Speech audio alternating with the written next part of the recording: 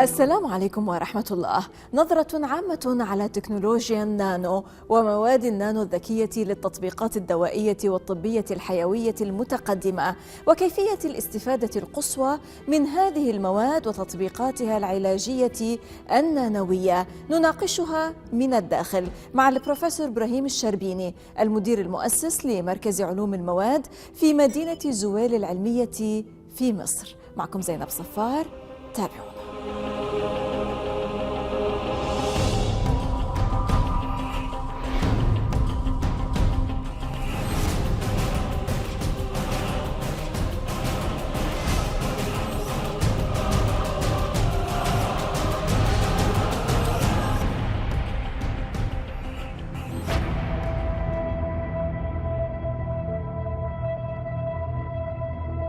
هي مدينة زويل للعلوم والتكنولوجيا، مؤسسة لا تبتغي الربح، مستقلة للتعلم والبحث والابتكار. تم اقتراح مفهوم المدينة في عام 1999 ووضع الحجر الأساس لها عام 2000.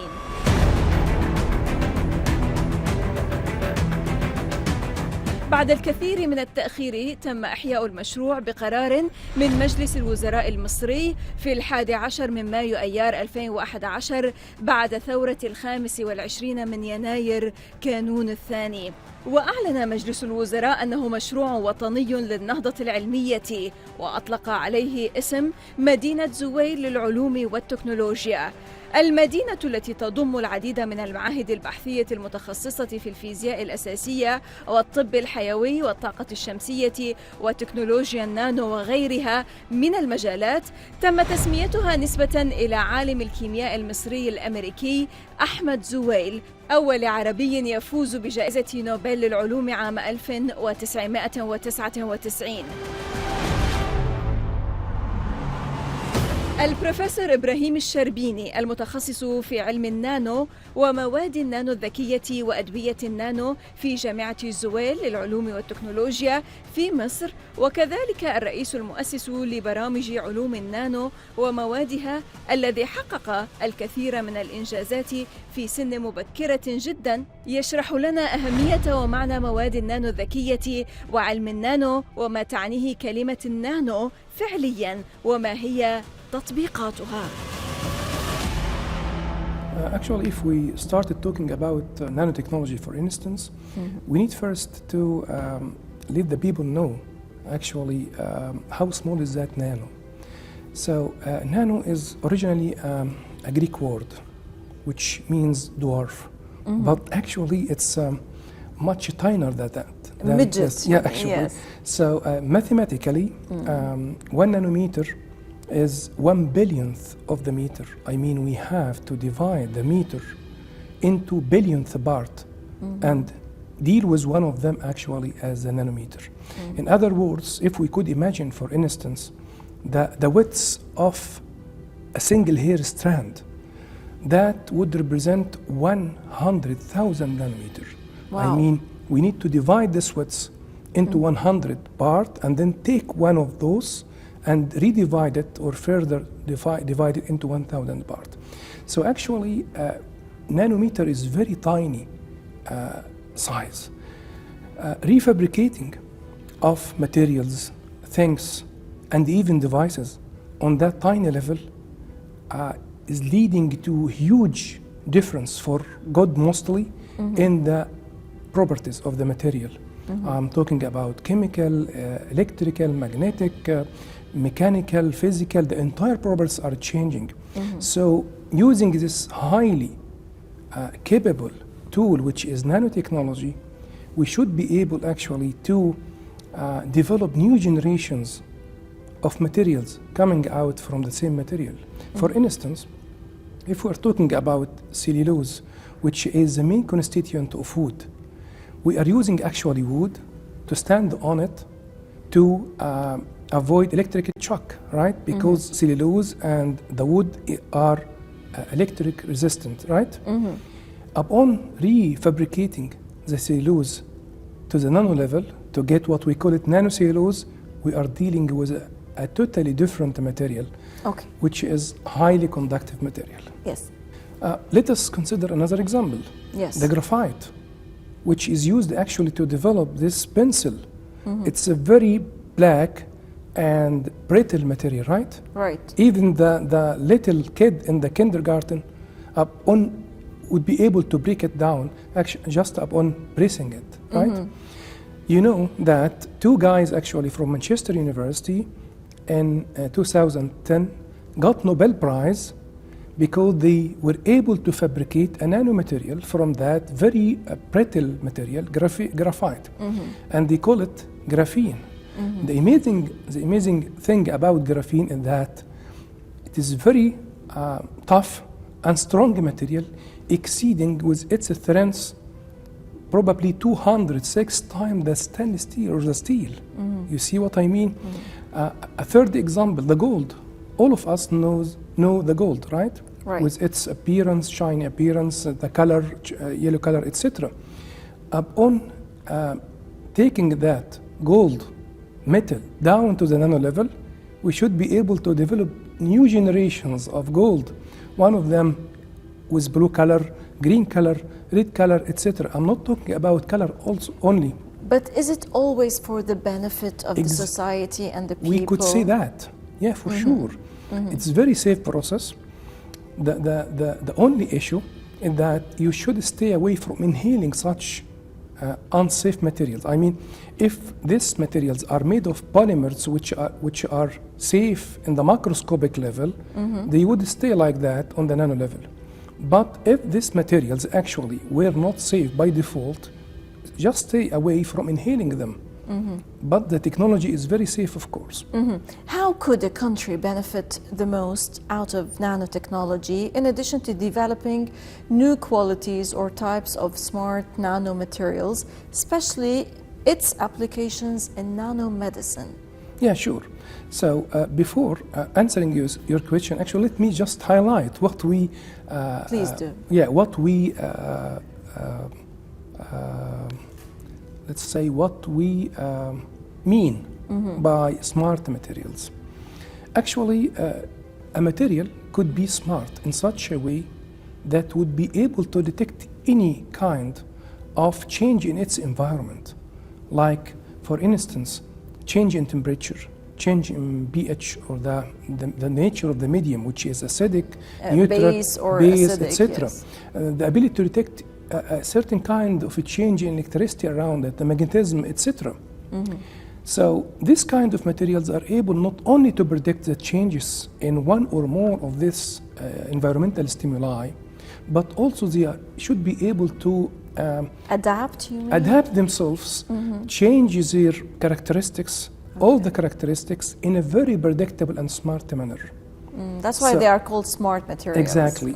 So you could imagine merging these two fancy technologies, smart materials with nanotechnology, how you could benefit from and such... you're an expert. Yeah, actually, I and my group, we are very lucky actually because we are dealing with such technologies actually for the benefit of the society. Can you give us an example? Yeah, sure. I mean, to make us understand. let's start from the field you just mentioned, nanomedicine, which means the application of nanotechnology and hopefully also smart materials in medical area, pharmaceutical and the medical area.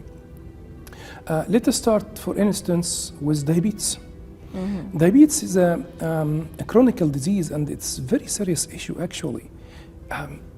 You could imagine that the world has around 500 million diabetic patients. How many you have in Egypt alone? That's a disaster actually, because in Egypt alone we have around 10 up to 11 million. I'm talking about 10% almost of the population in Egypt are diabetic patients. This is not the serious issue. I mean that number is not the serious issue, but the more or the most serious issue is that 25% of that number I just mentioned are susceptible for amputation due to what we call it diabetic foot. Because most of these people actually don't understand the difference in nature of their diabetic bones. and they are dealing with it as just normal wounds. However, the diabetic wounds are totally complicated and need handling actually using a different approach. Sometimes to treat a diabetic wound, it may take around a year or more even, with its complication. So we have tried to work on that problem, and we have developed what we claim that it's a kind of smart bandage for wound healing. It's built on nanotechnology and smart materials. The smart materials are developed in such a way to allow the normal skin cells around the wound to feel that the gap between them, I'm talking about the wound, is just normal. It's just nothing wrong there. So they grow normally to close the wound in a very fast and efficient way. So we are talking about this kind of smart bandage that enable the diabetic wound to be treated actually in 10 up to 20 days without a kind of a scar. So it's great. Add to that, it's a single dose. I mean, you don't have to change the dressing on the wound because we have... The bandage, you mean you just put it once and then... Once, because we have added a sensor using a certain smart material toward the moisture level inside the wound, and its color actually is changing in a kind of relationship with the healing stage. So the patient could follow up his healing process himself, right, to act as a doctor for himself until it recover its original color, which is purple in our case. Actually, he could take it off, and it's actually waterproof, etc. So he could use it all the time. You cannot imagine that the cost of that is just 12 Egyptian pound.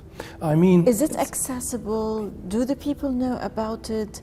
Do you promote it more? Do the investors want to promote it? That's what we are trying to do right now, actually. We won the first place with a gold medal for that invention, and we are right now working on the clinical trial, which should be very short one, because it's at the end of the day it's still medical device, so it's topical thing. Yes. Hopefully we could take it to the market and the diabetic patients in our Arab world, and probably sure, yeah, people are in soon. dire need for that. Dr. Ibrahim الشربيني, allow me to stop you now for a short break, and then afterwards we're going to talk a bit more about other kind of diseases that nanomedicine can help with, and smart nanomaterials too. إذا فاصل قصير ونعود، لا تذهبوا بعيدا.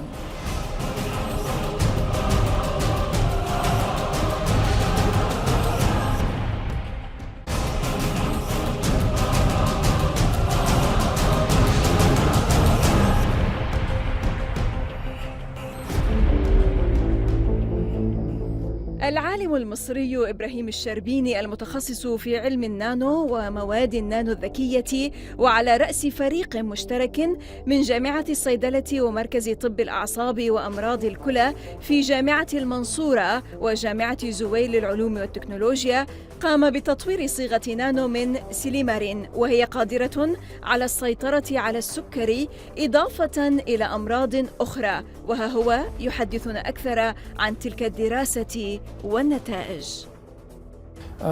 As you know, Silimarine is one of the herbs actually. It's already in the market, not only in the Arab region, but also in the States and Europe. The patient are using Silimarine mainly as a hepatoprotective. However, it's derived from the milk thistle. Yes, milk thistle, yeah. Yes. So one of the recent studies has showed actually that it has other benefits, like it could act as anti-diabetic agent. So we were trying to benefit from such highly or extremely good herb actually for the benefit of the patients. However, we found that Silimarine, like most or probably all of the other herbs, are facing a serious problem, which is the lack of solubility. I mean, they are very sparingly soluble in water. And as you know, our bodies are made of water, by the way.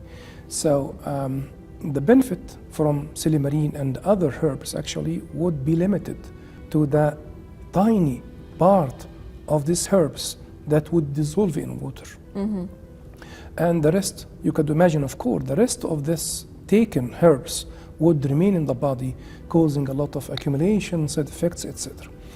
And here, the nanotechnology would come to resolve the issue. So we have benefited from, as I mentioned earlier, from the smart nanomaterial and nanotechnology to develop such carrier, smart carrier, that would take the size of this herb, specifically silymarin, down to the nano level. So we have enhanced its solubility to exceed even its solubility in the organic solvent that couldn't be taken. So right now we have reduced the dose, the entire dose is efficient, and we have maximized the benefit actually from such a herb, not only as a hepatoprotective agent, but also as anti-diabetic agent. And the surprise that we just published probably a couple days ago, a third study on the same herb, silymarin, showing that it's an amazing anti-cancer agent after its nanoformulation. So you could imagine what is that the magic, benefits of that. What is that magic effect actually of nanotechnology to resolve the issues associated with such herbs and also take it to different directions in fighting different diseases. When you talk about such nanomaterials and nanomedicine, people would always ask the question, well, is this as costly as the medicine that you're taking? They should be even more cost effective because you are reducing They are safe and safe because actually for any guy working with nanomedicine, I mean applying the nanotechnology and smart nanomaterials for a medical application, at the beginning he should put a very careful design criteria upon selecting the material to be non-toxic, safe, biocompatible, biodegradable, etc. Then upon putting this kind of bioactive materials, I'm talking about the herbs, the drugs, etc., into such nanocarriers, we are trying to benefit from a very limited amount of such bioactive material. So we are reducing the cost. And add to that, one of the great benefits actually from nanomedicine is that it is working actually on resolving the issues associated with conventional drugs, and it doesn't actually start the story from scratch. I mean, so you continue whatever was started exactly. before. So you don't have to build a production line from scratch. You are building what's on there. You see what I mean? The revolution is going to change the shape of the medicine in the next 10 years, hopefully. To what extent here, Dr. Sherbini, are the investors investing in nanotechnology and benefiting from whatever you are reaching, the breakthroughs when it comes to nanomedicine and smart materials? To what extent are they interactive, and what are the challenges that you face in this sense? Actually, if we are talking global-wise, I'm talking about the States, for instance, and Europe, they recognized the importance of such fields actually, and investors know very well actually how they could benefit from such a revolution. And this has been reflected on the huge number of companies, the number of drugs that have been reformulated using nanotechnology and nanomedicine approaches. We are talking about almost 200 drugs over the last 3 or 4 years have been available at the market. Add to that around 300 more actually in the pipeline. So that's huge number. Sure. It's a very short cycle because you are not developing a bioactive material from scratch like medicinal chemists, etc. You are trying to work on resolving the issues associated with the current medicines. And that's great about it, actually. It's just a kind of magic tool to resolve the issues and take the drug forward to the benefit of the patients. Also, one of the good things, in addition to the drug delivery we were talking about using these two fancy tools, the smart nanomaterials and nanotechnology, is what we call it tissue engineering. It's a very recent field, and actually I'm looking forward to spread the knowledge about it in Arab region actually, because it's very essential, and I'm expecting that it would be one of the highly important fields of research in the coming few years. In what sense you mean, sir? Tissue engineering, you know, of course, if someone had a kind of failure in one of his organs like kidney, is going to rely on the second one. Upon getting both of them actually failed, what would be the solution? The only available solution is the organ transplantation, right? Exactly. Organ transplantation has two challenges. The first one, the rejection, is the immune rejection, exactly. And based on the statistics, more than 70% of the people who undergo transplantation are susceptible for death after the surgery. That's what happened to my dad, unfortunately. Wow, yes. Sorry to hear that. So it's a very serious issue. The second challenge, actually, where you are going to find the donor. Exactly. That's another issue. Whose tissues are going to be compatible with yours. Exactly. So tissue engineering is working in a different way. It's a new technology. We are trying through that technology actually to develop new organs. New organs, I'm talking about tissue and the blood, real organs. They are not plastic or polymer organs. They are real not organs. Artificial, but not real artificial, materials. exactly. And these organs actually are built at the lab or inside the body using a highly sophisticated and simple technique at the same time, actually, using cells coming out from the patient himself to avoid such immune rejection, which is a great revolution. By the way, I'm not talking scientific fiction. It's actually a real field, and a lot of trials actually have appeared right now in the literature. A lot of people, Professor Taylor in Minnesota University, have developed artificial or a lung, a lab-grown lung, actually. A lot of cartilages, ears, etc., artificial face. So it's an emerging field also. And in our Arab region, we need to seek learning such new technologies and benefit from them actually for the benefit of the patients of at the end of the human day. being, for the betterment of the And world. the human being entirely, of course. Exactly. Yeah. Right, I have lots and lots of other questions to ask you, but I'm afraid that time has run short. And thank you very much. For your highly recognized experience and academic acumen, sir. Thanks a lot for having me, and it has been a great pleasure, actually. It's a great honor, sir. It's a great honor. Dr. Ibrahim الشربيني, Professor of Nanoscience and Nanomaterials, Smart Nanomaterials and Nanomedicine at Zuwail City for Science and Technology. Always welcome at من الداخل, from the inside, sir. Thanks a lot once again. Always welcome. إذا لقاء جديد في الأسبوع المقبل مع ضيف جديد وقضية جديدة ودائما من الداخل. للمزيد من التواصل باردونا theinsight@الميادين.net وصفحتنا على الفيسبوك من الداخل. من كل فريق عمل برنامج من كل الميادين، السلام عليكم ورحمة الله.